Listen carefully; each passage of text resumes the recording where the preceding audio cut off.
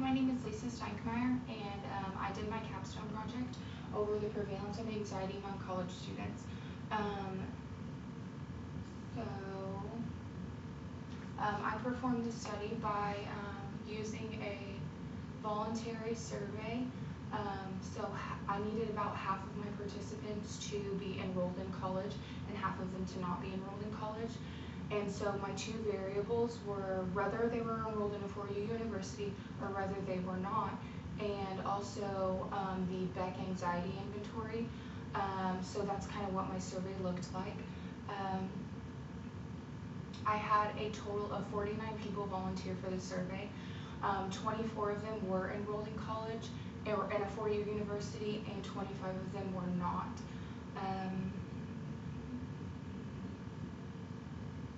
They had a period of about 1 month to complete the survey so they could take it at their own discretion.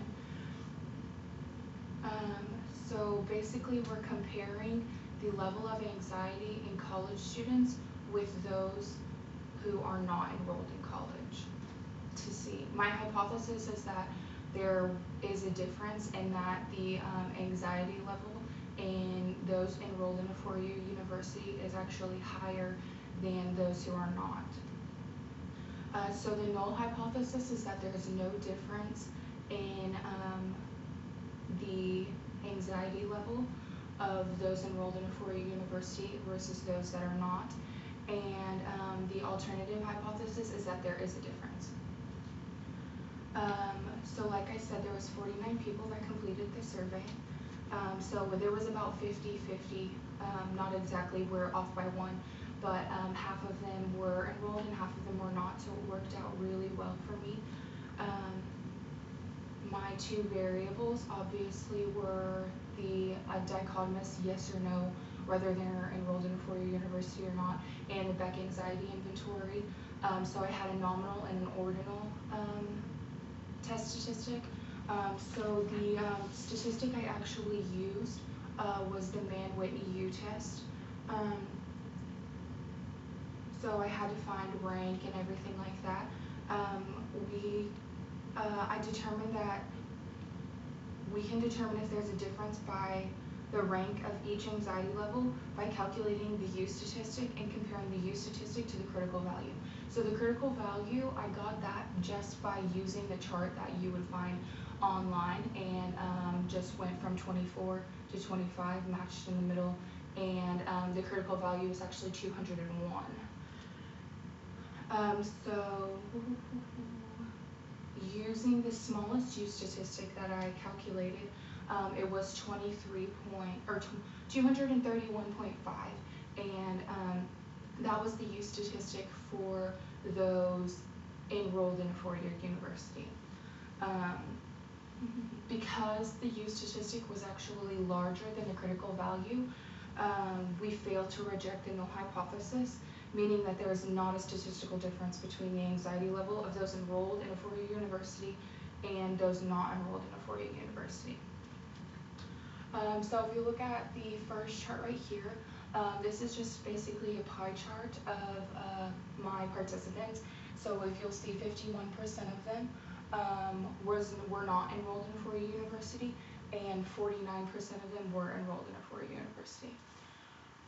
If you also look at chart number 2, these two lines represents each Beck anxiety inventory score. So the blue line is participants not enrolled in a four-year university, and the red line is participants enrolled in a four-year university. So as you can see by the chart, there is not a very big difference whatsoever, which also supports my statistical testing that there was no difference, and which is why we failed to reject the null hypothesis.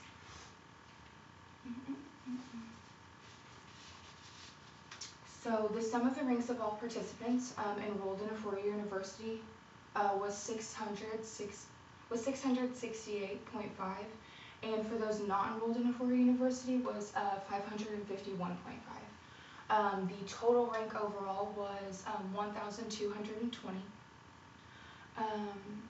And like I said before, the count for participants enrolled in a four-year university was 24, and those not enrolled in a four-year university was 25. So that made the U statistic 1, which was the participants enrolled in a four-year university, 231.5, and the second U statistic, which is the participants not enrolled in a four-year university, was 373.5.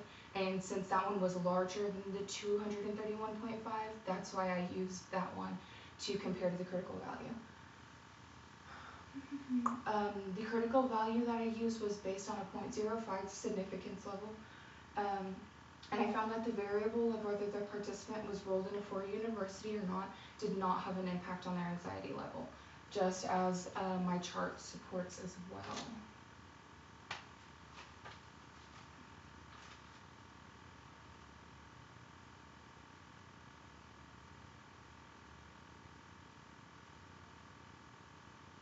So for the discussion right here, we use the non-parametric Mann-Whitney U-test. That's for statistic testing only. That's on a smaller scale.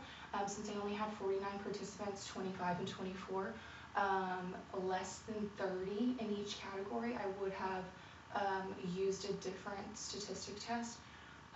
But because the Mann-Whitney U-test is used for smaller samples, I thought that would be the smarter one to use.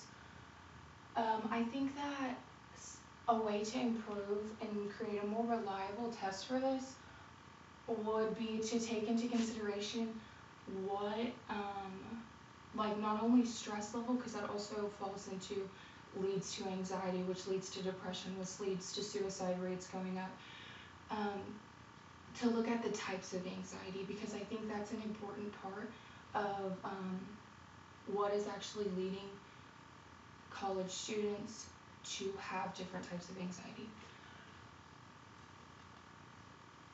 So the previous studies that have been conducted were mostly finding that the rate of students that are making counseling appointments, seeking out counseling help, claiming that they have anxiety, it was actually increasing. And so I think it was an important test to compare the anxiety level of students enrolled in a four-year college versus those not. I think that another good test would also have been to